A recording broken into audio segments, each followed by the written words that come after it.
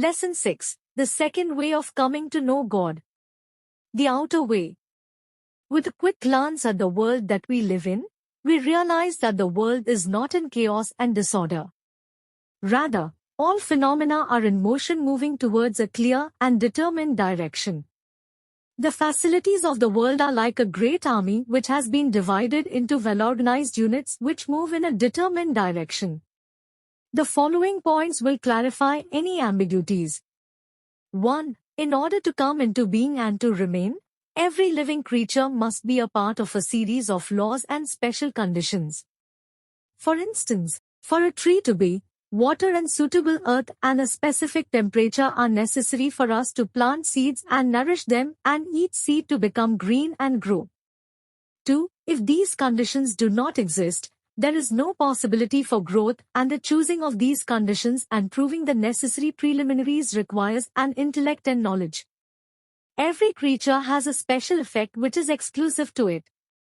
Water and fire each have their own particularities which do not separate from them, and they constantly follow permanent laws.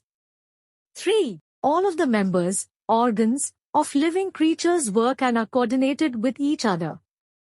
As an example, this very human body, which is itself a world, all works together consciously and unconsciously in a special coordination. For instance, if a danger arises, all are mobilized for defense. This relationship and cooperation is another sign of the order in the universe. 4. One look at the world scene makes it clear that not only are all organs of one body of one living creature in coordination with each other, but all the various creatures of the world are also in special coordination with each other.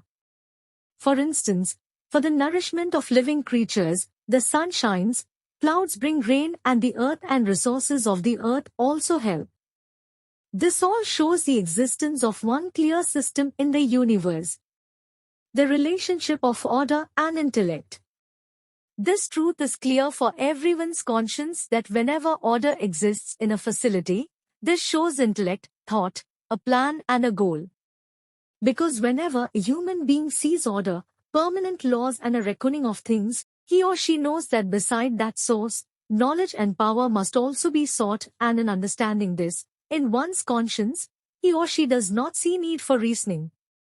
He or she knows that a blind person or an illiterate person can never type a good essay or write a social or critical article, that a child of 2 years old can never paint a beautiful and valuable painting by the drawing of lines on a piece of paper.